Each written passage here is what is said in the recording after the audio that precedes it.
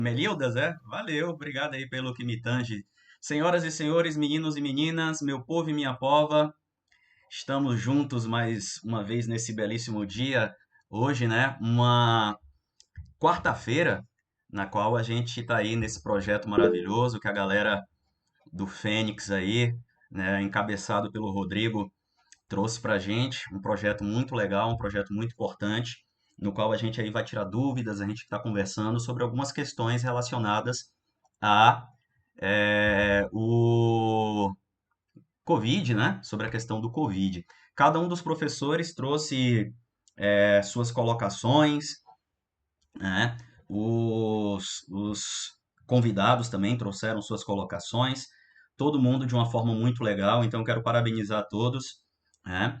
E me sinto muito feliz de fazer parte aí da família e estar com vocês hoje, tá bom? E com isso, eu trago hoje pra gente uma fala que está aí relacionada a esse tema que está aí na telinha de vocês: distribuição espacial e questões ambientais envolvendo a pandemia de Covid-19, por eu, este que vos fala, vosso professor de Geografia, Artes, Inglês e afins, né? Mas hoje eu vou tratar particularmente sobre a questão da geografia, tá? Em outro momento a gente vai, durante as aulas, conversar, por que não, sobre um pouquinho da parte de artes, mas hoje eu achei que o tempo que a gente tem seria interessante a gente abordar mais esse viés da geografia aí, ok?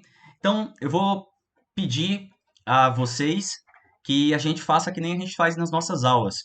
Se alguém tiver alguma dúvida, joga no chat, eu estou acompanhando como eu faço nas aulas. Se tiver alguma questão que queira falar via microfone, solicita também no chat, coloca ali no chat. Quero falar, professor. E aí você sabe que nós sempre deixa todo mundo falar. Não? Ian, quando eu precisar calar a boca é só você falar, viu? Manda também mensagem aí, porque eu não estou vendo ninguém agora não. Eu estou na minha apresentação aqui, tá bom? Então, senhoras e senhores, meninos e meninas, meu povo e minha pova, da parte de geografia eu escolhi essas duas questões aí para a gente abordar relacionada à pandemia do Covid por um ponto muito simples. E eu pretendo demonstrar para vocês ao longo dessa nossa fala sobre esse ponto, tá? Então vamos lá, ó. Distribuição espacial e questões ambientais envolvendo a pandemia de Covid-19, né? Muito assim do que eu faria de introdução, em algumas questões, o meu colega Felipe pontuou muito bem, né? Tratando aí sobre o que é uma pandemia, né? O Felipe trouxe essa característica aí do que é uma pandemia para a gente, né? Diferenciando pandemia daquilo que a epidemia, daquilo que é o surto, daquilo que é a endemia.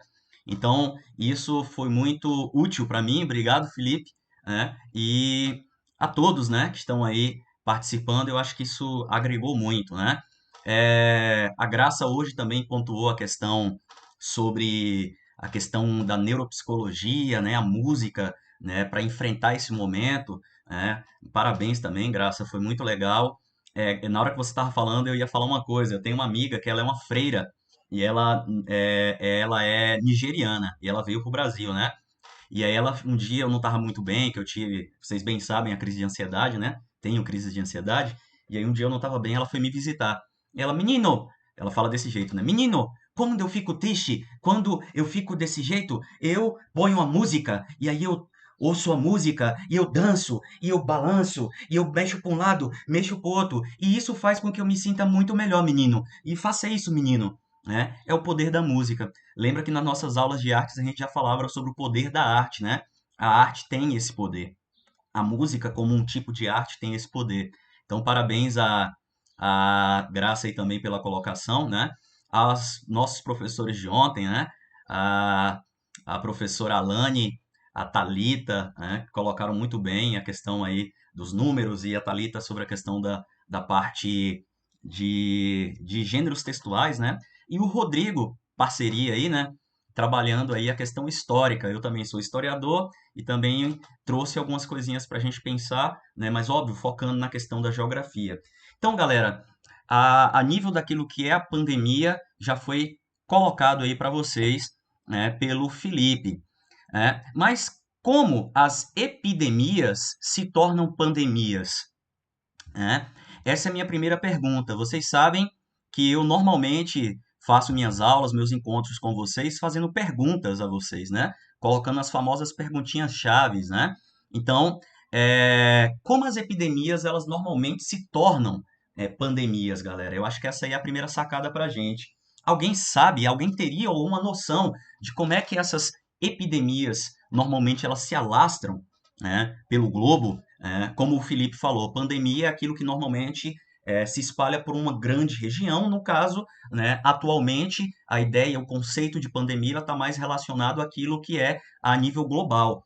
Então, como é que essas epidemias elas se tornam pandemias? Né? Como é que de um lugar, de um ponto específico onde ela surgiu, né, como é que ela ganha o mundo todo? Né? E aí eu acho que tudo isso já está intimamente relacionado, mais uma vez, com o que o Felipe colocou, porque o Felipe colocou lá, ó, o homem versus os vírus, as doenças, né? Então está intimamente relacionado. E não à toa, eu trouxe para vocês essa imagem que está aí nesse slide para vocês. Espera aí, professor, mas essa imagem que está aí no slide é uma imagem do período de chegada, né, dos colonizadores aqui nas Américas. Você está querendo dizer que a colonização foi um vírus? É, né? Não assim, não desse jeito, né? Vamos ver por partes. Aí eu coloquei ali para vocês bem assim: a história de todas as civilizações foi pautada por encontros. Estes encontros trouxeram impactos tanto positivos quanto negativos aos povos relacionados. E aí, galera, o que eu estou querendo mostrar e dizer para vocês nesse primeiro momento, né? Tanto que dia 12 agora, o Dia das Crianças, vocês comemoram normalmente como Dia das Crianças. Outras pessoas comemoram o dia de Nossa Senhora Aparecida, né? Mas existem ainda outras pessoas que têm, principalmente nós historiadores, que sabemos que esse dia 12 de outubro também é o dia da chegada dos primeiros colonizadores às Américas. É o período que o Cristóvão Colombo, junto com suas naus, né, chegam no território americano, dia 12 de outubro, tá? Então, eu também fiz coloquei essa imagem aí para que a gente reflita também, né? Mas por que que essa imagem, no caso, estaria aí? Né? Por que que essa imagem, então? Pessoal, não sei se vocês sabem, não sei se vocês sabem, mas um décimo, você vai pegar 10 partes, ó, 10 dedinhos aqui do professor, tá? Desses 10 dedinhos do professor, apenas o número de né, um dedinho daquilo que era a população indígena no Brasil, né, aquilo que era a população indígena no Brasil foi morta por meio de armas, tá? Daquelas populações que morreram, tá? Aqui eu estou fazendo um número de quantidade das populações indígenas que viviam no Brasil, por exemplo, que morreram, né? Do número total, apenas um décimo, uma parte, morreu por meio de armas. Os outros 9 décimos morreram por causa de doenças. As doenças transmitidas, né, pelos povos que vieram nas caravelas, nas naus, né, da Europa. Tá? Por quê? Porque a população indígena que existia no território brasileiro e no território americano, aí como um todo, era uma população que não tinha imunidade para aqueles tipos de doenças que vinham desses locais, desses outros locais além mar, como a tuberculose, né? Como o sarampo, como a gripe. A própria gripe, pessoal, foi a principal doença que mais matou dentro da colonização brasileira. Então, se a gente for pegar aí, por exemplo, um número de 100 mil indígenas que morreram no período da colonização, apenas 10 mil foram mortos pela questão de armas. 90 mil teriam morrido por questões relacionadas à infecção de doenças. Dentre elas, pessoal, tem muita gente que não sabe, mas, por exemplo, piolhos. Piolhos também vieram nas naus caravelas, né? E infectaram muitos dos indígenas e também transmitiram vários tipos de doença. Mas peraí, Ney, piolho? Piolho transmite alguma doença? A gente vai ver esse caso aqui, que o nosso amigo Rodrigo falou ontem, né? A peste bubônica, ela foi uma doença que o Rodrigo já falou muito bem ontem, eu não vou tocar muito mais nesse assunto, mas o que eu gostaria de que vocês percebessem a peste bubônica ela era transmitida não diretamente pelos ratos, mas pelas pulgas que viviam nesses ratos e depois passavam para as populações que viviam naqueles lugares. Só que os piolhos, assim como as pulgas, eles também são sanguessugas, né? Eles também são parasitas que sugam o sangue das pessoas. Esses piolhos também eles podiam ter contato com os ratos, né? E também, da mesma forma, infectar os seres humanos. Então, a peste bubônica, ela foi e aí eu estou chamando de peste bubônica por conta daquilo que a gente já viu ontem na apresentação do Rodrigo, né? Chamar de peste negra é nada mais, nada menos também que um grande preconceito, apesar de que ela necrofilava, não sei se é essa a palavra correta, deixava a pele das pessoas escuras, né? Depois de um tempo em que os bulbos, por isso o nome bubônica, né? Os bulbos aqui, ó, que eram as feridas, tipo furúnculos, né, que apareciam na pele da pessoa, eles estouravam e eles começavam a escurecer, deixando a pele necrosada, né? Então, isso está intimamente relacionado ao nome aí da peste negra. Aqui eu trouxe para vocês uma imagem, pessoal, que é uma imagem de época, tá? Uma imagem aí, se eu não me engano, do século XV, né? Mostrando para gente o Cavaleiro da Morte, né? Para quem aí já leu a Bíblia e conhece, lá no livro do Apocalipse fala sobre os 4 cavaleiros do Apocalipse. Um deles era o Cavaleiro da Morte, né? Ele transitando pelos lugares, né? Pela Europa e com isso levando a morte a todos os lugares. Aqui nós temos aqueles conhecidos cirurgiões, né? Na época o termo utilizado era cirurgião, não era em si para esses indivíduos médicos, né? Eles não eram bem médicos assim, eles eram mais pessoas que eram como a gente chamaria de enfermeiros hoje, né? Eles ou cuidadores, eles eram levados para curar essa população que vivia com base, que estava sofrendo pela doença e por meio disso eles estavam relacionados aí, eles eram pagos por isso, né? E a imagem aqui ela é bem é, tensa porque ela mostra o sol, né? De uma forma bem preocupada, bem triste, né? Mostra que as pessoas fazendo seus rituais em procissão, lembrando que a religião dominante na época era o catolicismo, né?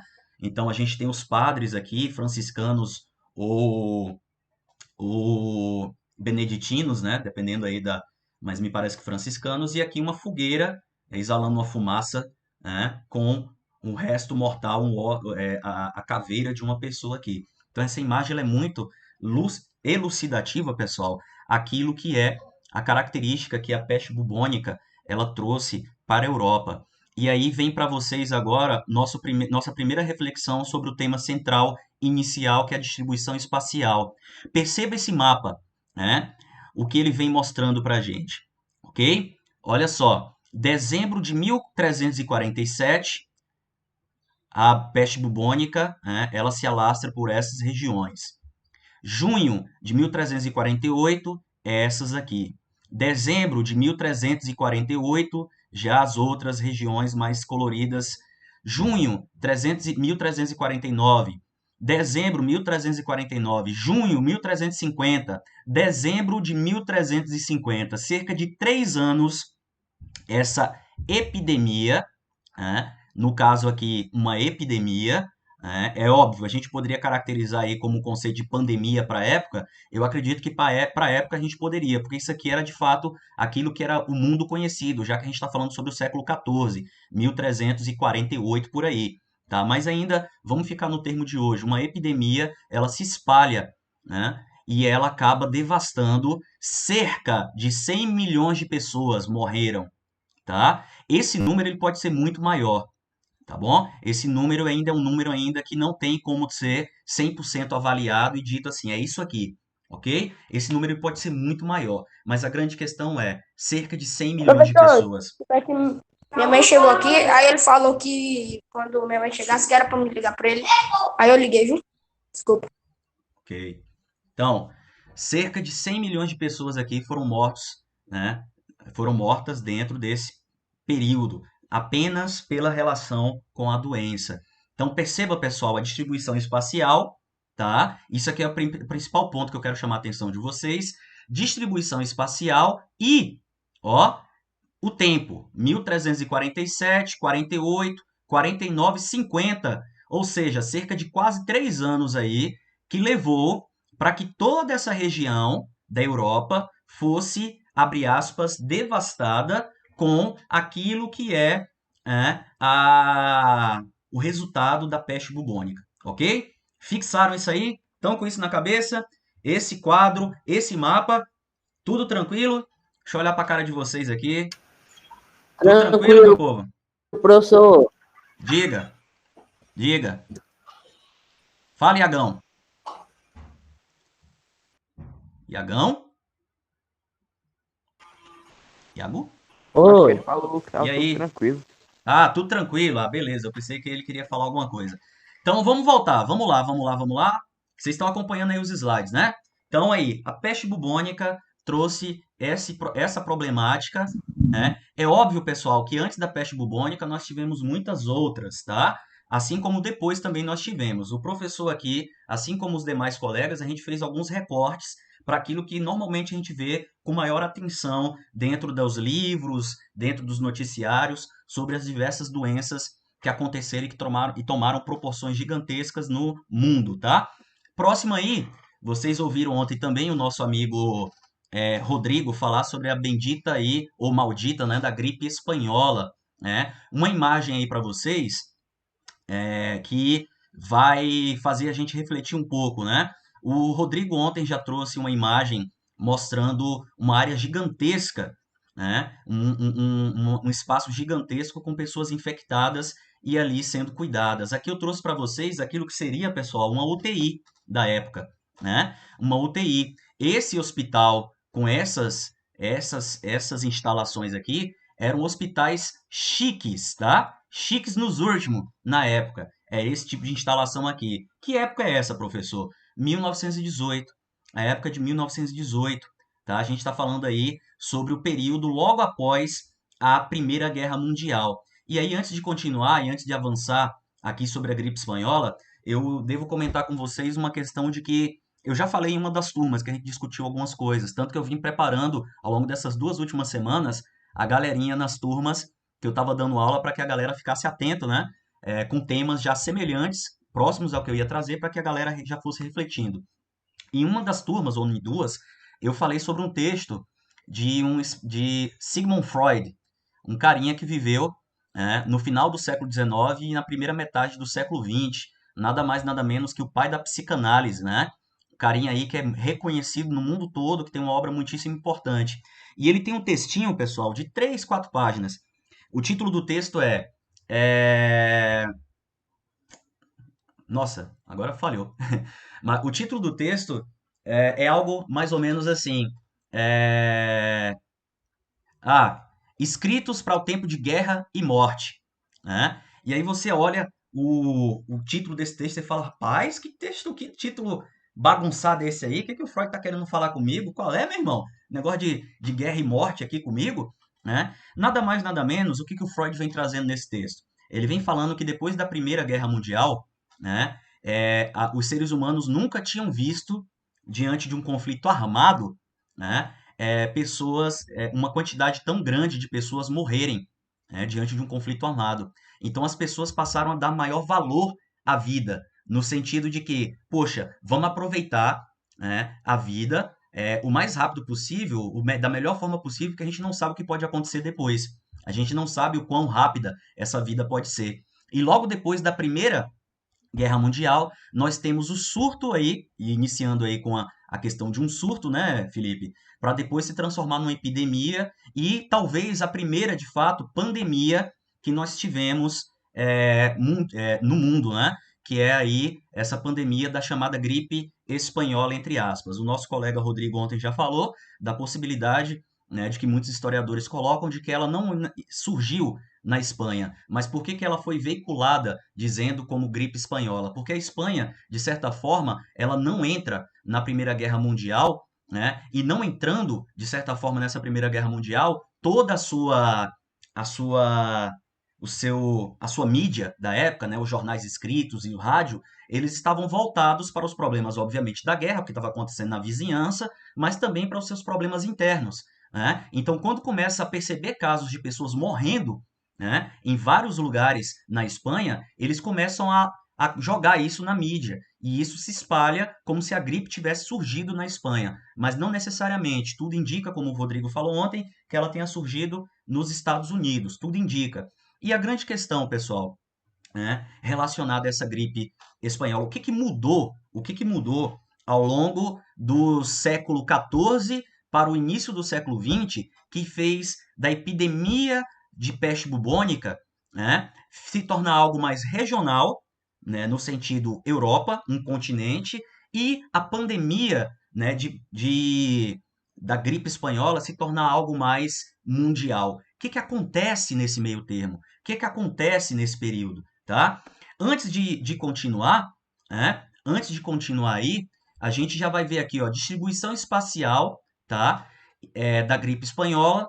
Isso aqui, pessoal, só para vocês terem noção, são os países que mais sofreram impacto, tá? Não são todos os países na qual o vírus aí e a gripe espanhola ela se alastrou, mas foram os que mais sofreram impactos, ok? Só para você ter noção, na própria Espanha e Portugal aqui, ó, o número de mortos, né, foi entre 200 e 300 mil. Nos Estados Unidos, o número de mortos foi 675 mil, mais ou menos, né?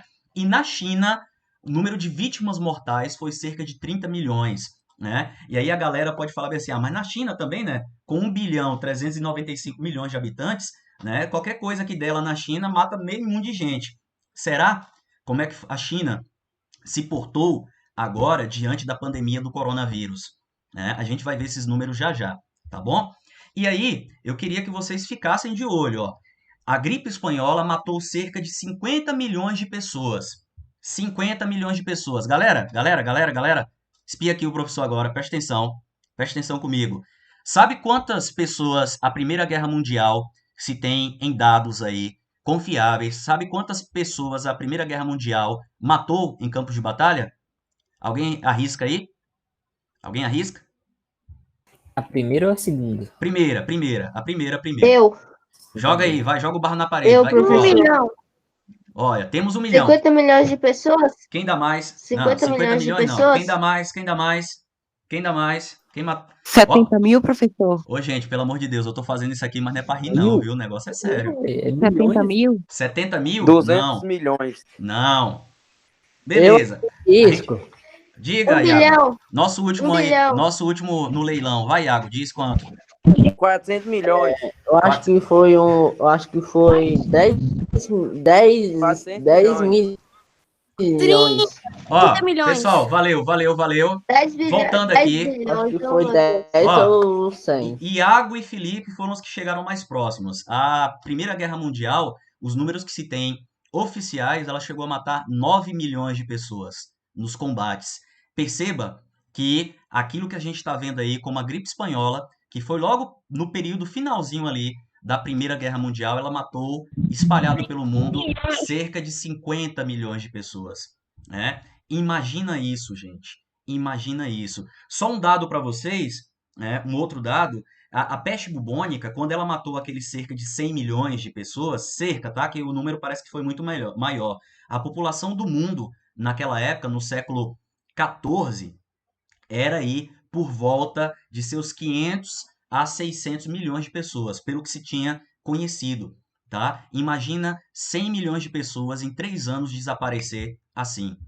Imagina, Primeira Guerra Mundial, no final da Primeira Guerra Mundial, você tem 9 milhões de mortos por causa da guerra e mais 50 milhões de mortos por causa de uma doença, né? E aí agora eu volto para aquela minha pergunta que eu deixei para vocês. O que que acontece entre o século XIV e o século XX, início do século XX, em que uma epidemia deixa de ser epidemia, olha aí usando o que o Felipe falou, né, Felipe, do que é epidemia, para se tornar uma pandemia? O que que acontece, pessoal? O que será que acontece aí?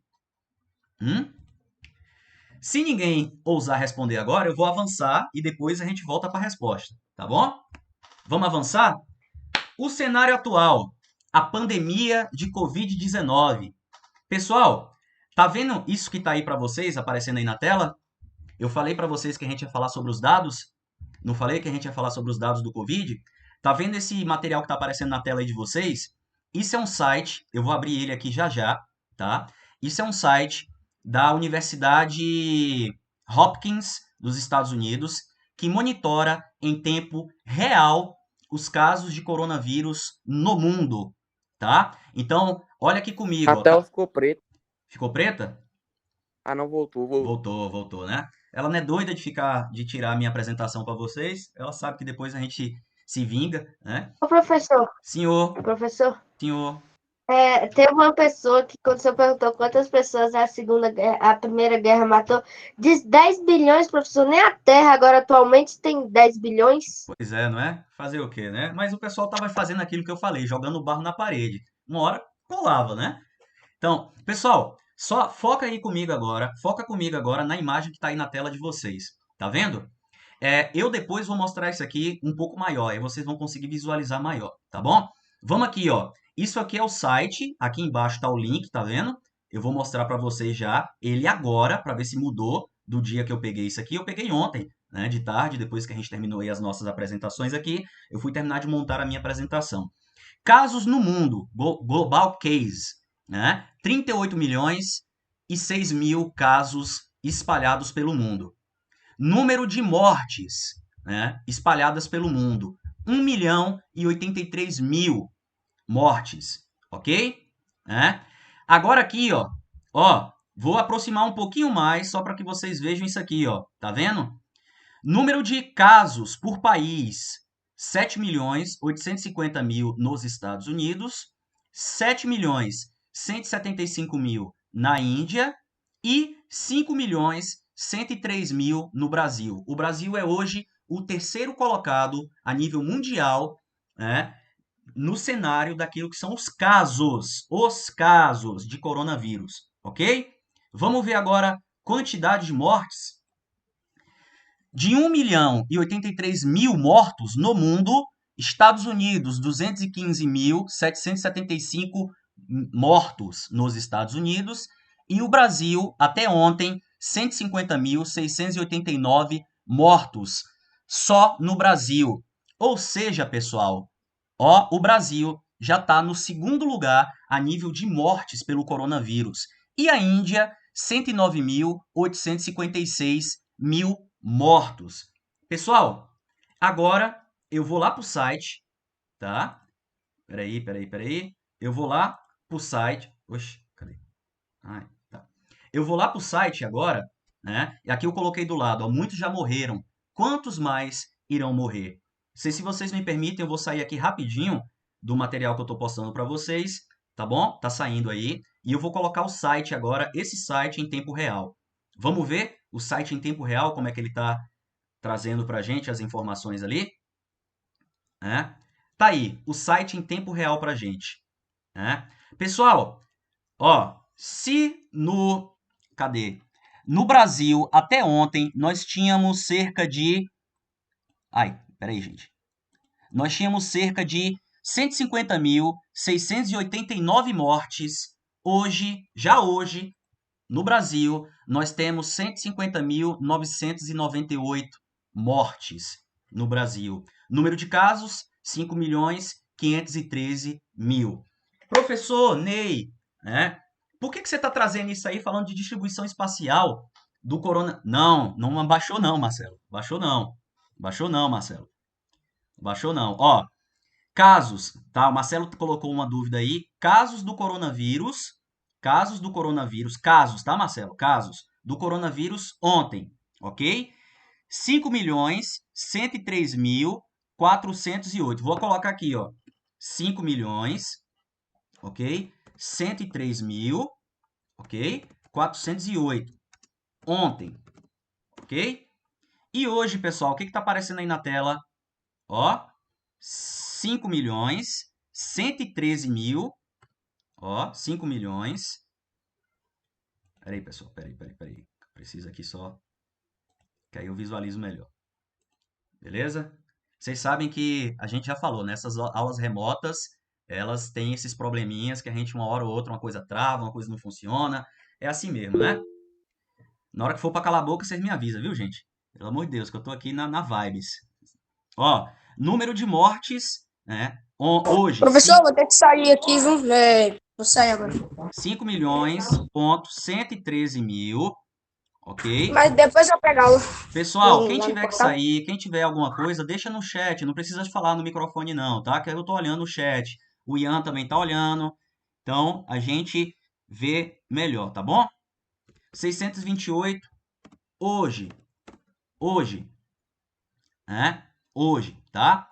Isso aí hoje. E o número de mortos? De ontem para hoje, né? Ontem o número de mortos foi 150.689, ó, mortes. 150.000, né? 689 ontem, né? Mortes hoje são 150.998. Estamos indo para 151.000, né? Então, gente, olha só. Ney, deixa eu ir aqui para a gente ir afunilando, tá? As questões que eu quero apresentar para vocês. Lembra a minha primeira pergunta? Qual foi a minha primeira pergunta, povo?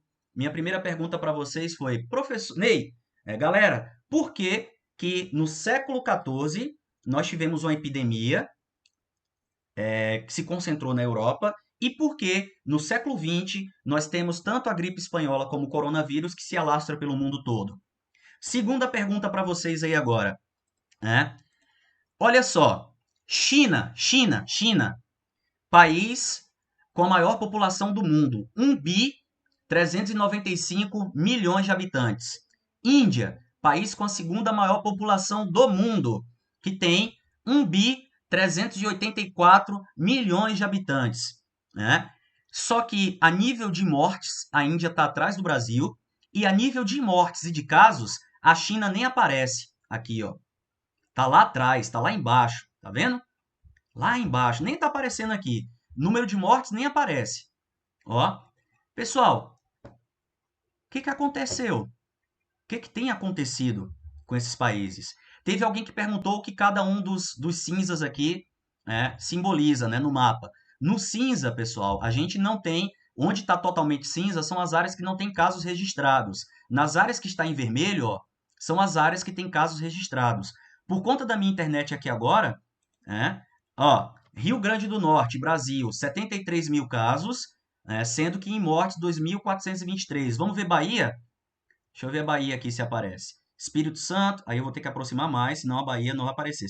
O site aqui é legal porque a gente pode fazer isso, ó. Bahia, ó, número de casos 327 mil, e o número de mortes 7.118 amigos, colegas, seres humanos, baianos que estão aqui no nosso estado. Professor, Oi? é Felipe, professor. Pois não. Qual é o nome desse site, professor? Eu vou passar para vocês daqui a pouco, tá? Mas se vocês quiserem acompanhar aí os dados em tempo real, eu vou colocar aí no chat, tá? Coloquei no chat agora o link do site, tá? É o GSAN de Data, tá? GSAN de Data, tá? Pessoal, quais são os dois pontos aí que eu estou trazendo para vocês? Eu acho que agora, com o próximo slide que eu vou mostrar para vocês, vai ficar claro o que eu estou querendo trazer para vocês, tá? Acho que vai ficar mais claro o que eu estou querendo trazer para vocês, beleza? Então presta bastante atenção aí agora, o nosso próximo slide que eu vou colocar para vocês ali agora, tá? Enquanto isso, dê uma olhada aí no site, tá vendo aí o site? Então tem uma série de informações aqui, ok? Vou sair do site e vou voltar para o slide, tá? Para vocês me acompanharem. Ian, mais uns 5, 10 minutinhos eu termino, beleza? Tranquilo? Pode ficar à vontade. Vamos lá, vamos lá. Então, cadê? Tá aqui, pessoal. O slide tá começando a aparecer para vocês de novo agora. Tá ainda naquela mesma página, tá bom? Apareceu, dá um sim aí para mim no chat, por favor. Para que eu consiga, que eu vá. Sim. Apareceu. Sim, né? Vamos lá, então. Então, cenário atual, a pandemia de Covid, a distribuição espacial, tá aí o site pra gente. Aqui a curva que o pessoal tanto fala, ó, a nível mundial, tá? Agora vamos lá. Pessoal, o que seria isso aí? O que tá dizendo ali em cima, pessoal, para vocês aqui, ó? Alguém que gosta de ler aí, lê aí para mim. Fluxo de tráfego aéreo em todo mundo. Massa, massa. Valeu, obrigado a vocês que leram. Vocês são massa, vocês são 10. Aqui todo mundo participa, né? Então, fluxo de tráfego aéreo em todo o mundo. Esse daqui, também em tempo real, esse site, o Flight Trader 24, ele também faz em tempo real, né, aquilo que é o fluxo, o movimento de aeronaves, né, pelos nossos céus, né, pelos céus dos países. Pessoal, são duas imagens de ontem. As duas são do mesmo horário, basicamente, de ontem. Vem comigo e vamos comparar aqui agora. Olha para mim, essa imagem que está na tela de vocês. Dá uma olhada aí nas marcações amarelas, nos símbolozinhos amarelos e nos símbolos em azul. Estão olhando? Estão olhando? Estão olhando? Estão olhando? Símbolos em amarelo e símbolos em azul. Sim. Beleza? Agora compara essa imagem com a imagem anterior. Infelizmente não está muito legal aqui, mas deixa eu ver se eu consigo aproximar mais para vocês. Beleza. Compara com essa imagem aqui. Os pontos em vermelho são os principais pontos de dispersão da pandemia de coronavírus nesse exato momento de ontem, tá? No momento de ontem. Tá comparando aí? Tá dando para ver? Tá dando para ver? Vamos passar para o outro? Olha aqui, de novo, ó. Tá vendo? Pessoal, deixa eu perguntar para vocês. De alguma forma, pela análise desses dois mapas, a gente pode relacionar de alguma forma isso? Sim, não, talvez? O que vocês acham? Felipe, você acha que pode relacionar de que forma? Felipe, fala aí pra gente. O professor, que os amarelos ali, ó, são relacionados aos aviões e os azuis, eu acho que estão relacionados aos os que vão mais longe, assim. E esses pontinhos aí são as cidades que eles vão pousar. Ok, mas o que a gente pode, Felipe? Foca aqui comigo, foca aqui. Você é minha cobaia hoje, viu? Você é o cara. Vem comigo. O que a gente pode relacionar sobre o fluxo dos aviões aqui, circulando de um lugar para outro, com essa imagem aqui da dispersão do coronavírus? Tem alguma relação que a gente possa fazer? Que são os Marcelo aviões escreveu aqui no chat. infectados e os não infectados? São o quê, Felipe? Fala aí pra gente. De novo. Os infectados e os não infectados? De que forma, Felipe? É porque ele viu aqui no chat, professor. É porque eu vi no chat que o Marcelo falou, entendeu? Marcelo, então fala aí pra gente, Marcelo, vai. Você pode ligar o microfone, Marcelo? Eu quero ouvir sua voz. Tem dia... Ah, Marcelo, desde de vergonha, homem. Bora? Que é isso? Na aula aqui você pode ser sem vergonha, mas moderado, tá? Desse jeito aqui, E papai. desde quando Marcelo tem vergonha na cara? Alguém aí se habilita? Alguém gostaria de falar? Vai, Israel, manda pra gente, Israel. Eu gosto de gente assim, corajosa. Faz o vídeo, grava, dança e ainda fala na aula. Bora, Israel. Vai. Eu acho que o amarelo que estava aí na tela antes significava os voos. Aí isso acabou espalhando o vírus, fazendo com que o planeta todo pegasse. Já essa área vermelha Vou colocar ali pra você ver. Pronto, tá aqui o vermelho. dá um zoom aí, professor, por favor, né? Você. Oi? Dá um zoom. Tô dando zoom aqui, ó. O melhor que tá podendo nesse momento. Aí. Ah, ele tá no consultório. Beleza. Deixa eu ver. Sei bem o que é isso, meu filho. Ontem foi assim. Vai, fala.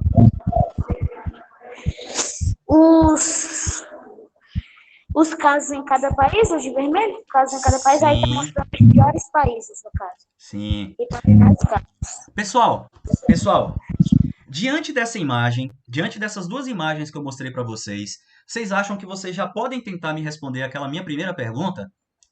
O que diferencia, né? O que aconteceu? Qual foi a diferença que aconteceu? O que aconteceu aí entre o século XIV, epidemia de peste bubônica, Europa, né, dizimada, e século XX, século XXI, epidemias e pandemia de gripe espanhola, mais recentemente coronavírus. O que a gente pode dizer a partir daquelas duas imagens? O que pode ter a ver aí? O que a gente poderia pensar?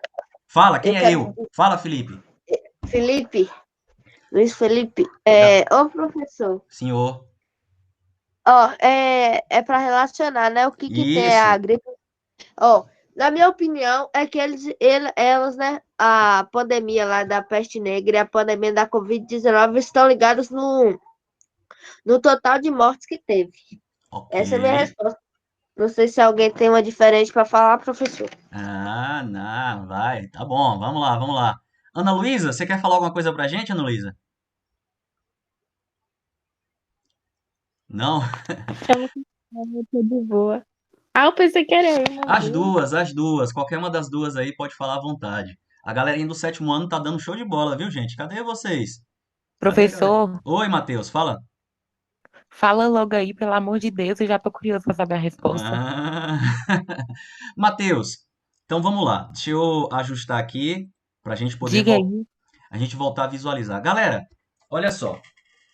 Século XIV, a epidemia de peste bubônica, ela chega na Europa por meio dos navios, mas principalmente por meio das caravanas, né, que trilhavam, que saíam e transitavam pela Rota da Seda, né? O que é essa Rota da Seda? Deixa eu mostrar no mapa aqui para vocês, ó. No outro mapa eu acho que fica melhor.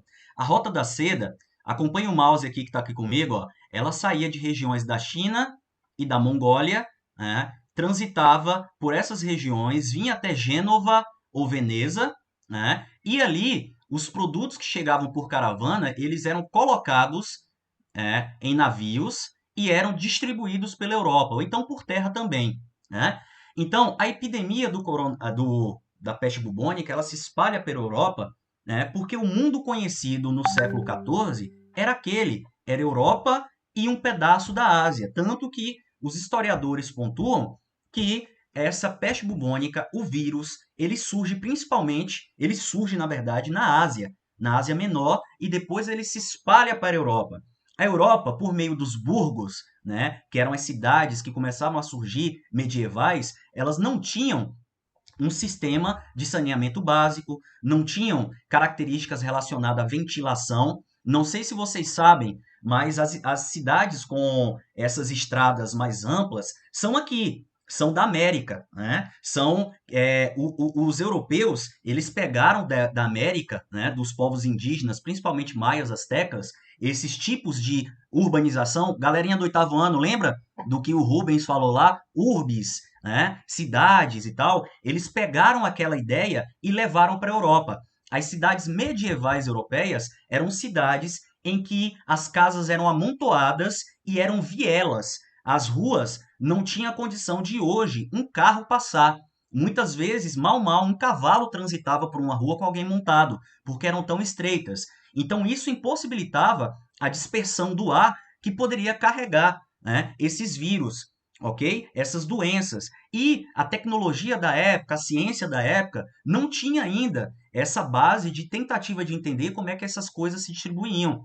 Então, como é que fica isso? Na Europa se distribui, galera, né, essa doença, né, e ela permanece na Europa porque aquele momento, aquele lugar, naquele momento, no século XIV, era um mundo conhecido.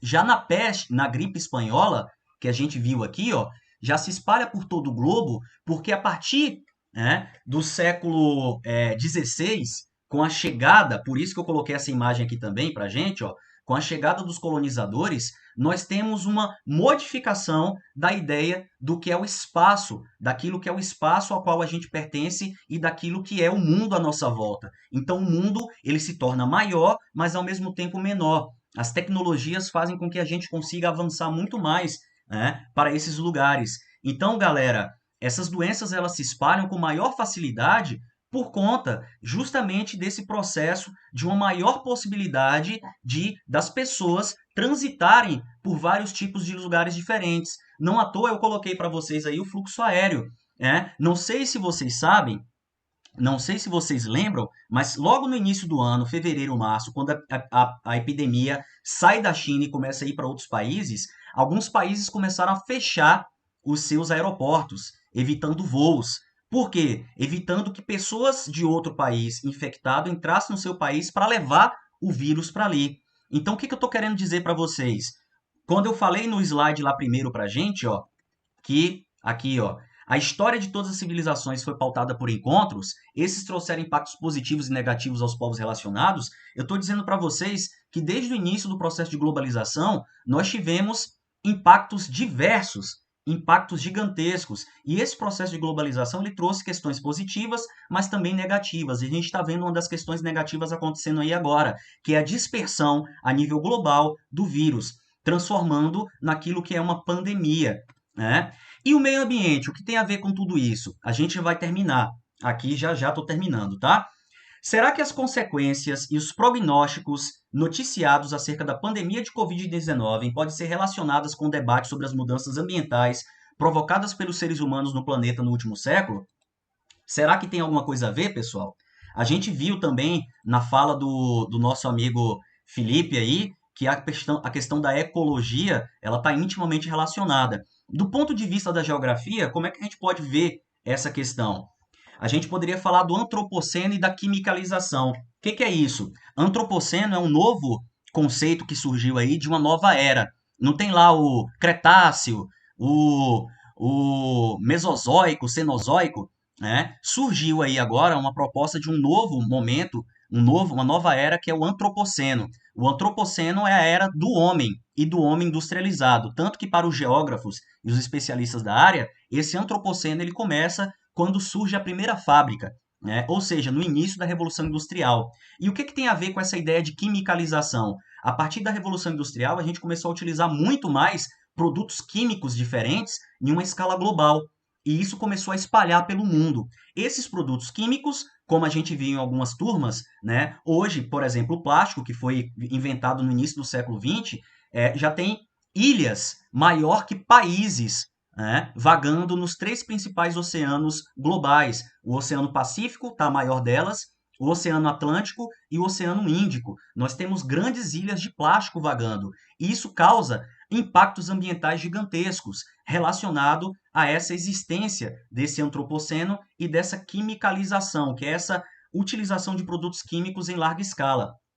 E aí, pessoal, para a gente ir já finalizando, quando se trata de Covid-19, a demora nas nações resulta no colapso dos sistemas de saúde, devido à incapacidade da rede hospitalar de atender a alta demanda concentrada em um curto período de tempo.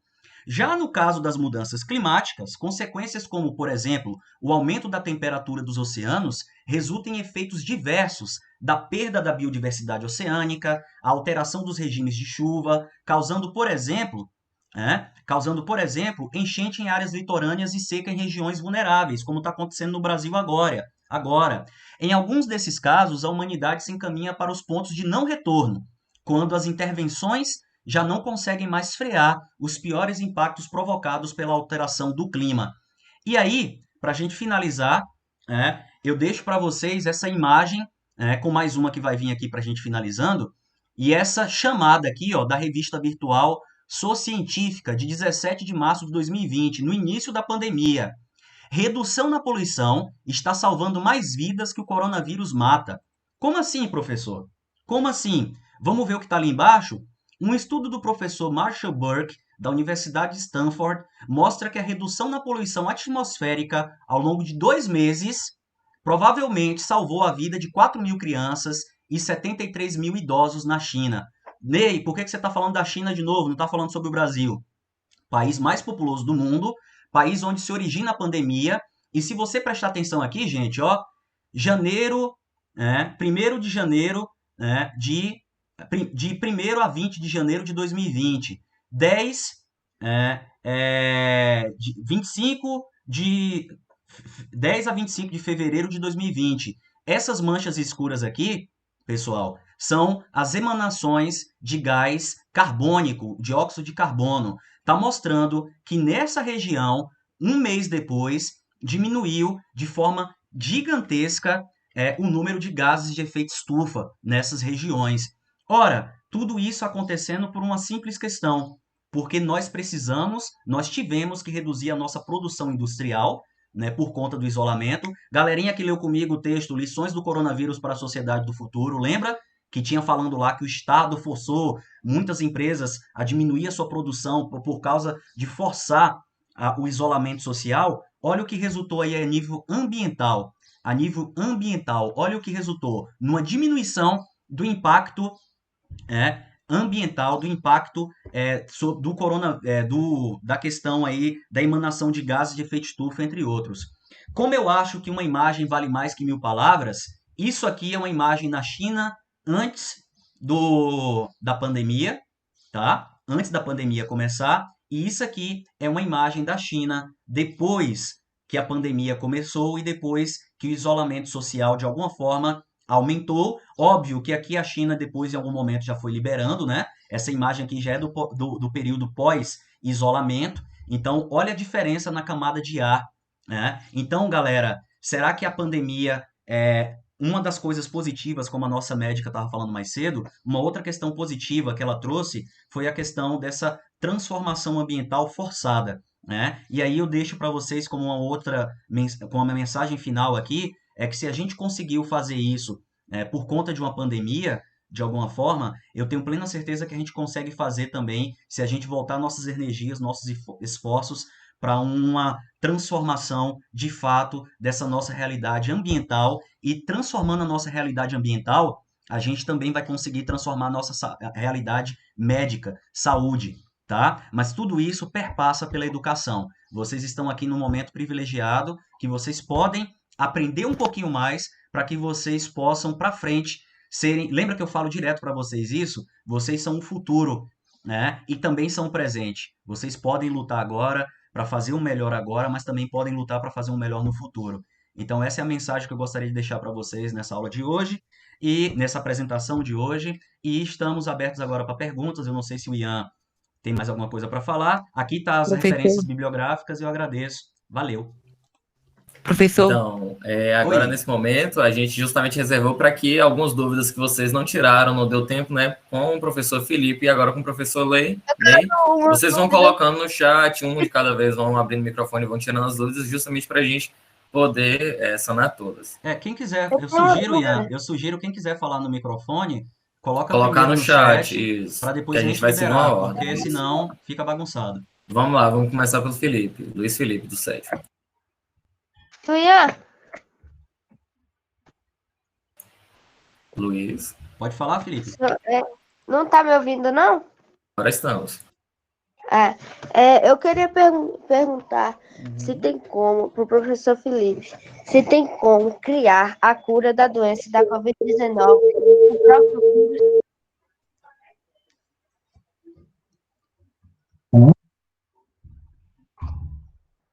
Entendeu? Você conseguiu ouvir, Andrei? A dúvida dele era se conseguiria criar a cura do Covid-19 através do próprio vírus da Covid-19. Agora estamos também. Repete o finalzinho da sua pergunta aí, Felipe, que cortou aqui para mim no microfone e não conseguiu. Assim, professor. Se tem como criar um antídoto para a cura para a doença da Covid-19, que o próprio vírus da Covid criar um anticorpos para ela. Certo. Beleza, filho. Boa pergunta. A gente, quando vai falar sobre a cura, né, a gente tem que lembrar de duas soluções que a medicina hoje tem, né, a ciência, a medicina tem. Seria o soro, que a gente, quando a gente fala em soro, a gente fala em animais peçonhentos. Lembram, né? Vocês aí do 7º ano acabaram de ver, inclusive comigo, essa questão de animais venenosos que possuem peçonha. A partir dessas peçonhas, a gente consegue fazer um soro, né? Não tem nada a ver com o vírus, por exemplo, tá? Então, o termo seria vacina, tá? Vacina é quando a gente consegue pegar, por exemplo, um vírus, a partir do vírus completo, ou parte dele, pode ser até uma partezinha dele, a gente consegue fazer uma amostragem, né, artificial de anticorpos, né? Então, a gente pega uma parte do vírus, insere numa pessoa e espera. E por que uma parte e não todo, né? Porque muitas vezes a gente pega para justamente complicações daquela pessoa, né, Felipe? Então, a gente pega uma parte dela, desse vírus, insere em uma pessoa e espera que o sistema imune dela reaja para, a partir desse momento, né, a gente conseguir fazer uma produção em larga escala. Então, é exatamente esse momento que a gente está vivendo agora. a busca da vacina, né? Então, muitos testes estão sendo feitos desde o início do ano, né, no mundo inteiro, e está essa corrida aí científica, né, maluca, vamos dizer assim, atrás da vacina. Por que que demora tanto? Porque a gente está falando, né, lógico, de novo, de uma pandemia, de algo que é mundial. Bilhões de pessoas estão dependendo.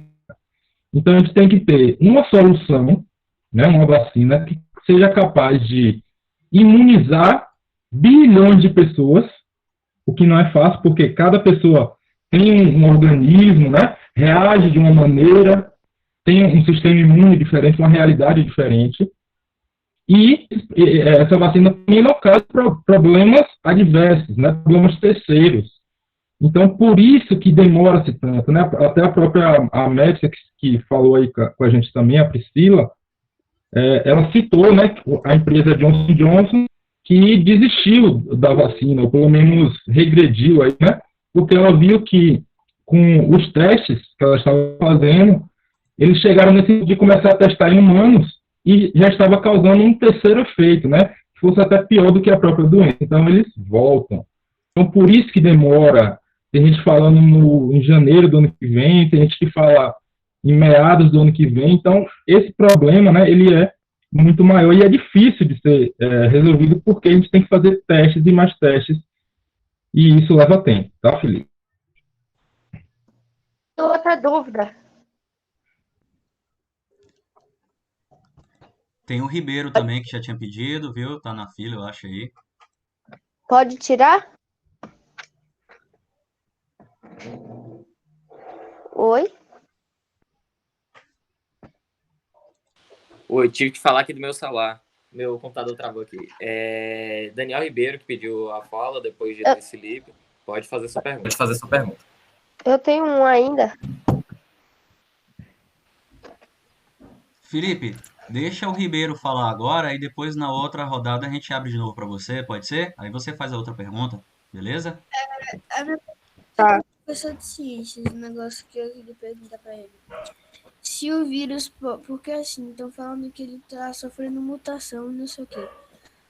Que se o vírus pode ter sido evoluído até chegar ao que é hoje e o porquê que tem o 19 no nome, se é porque ele sofreu 19 mutações ou algo do tipo.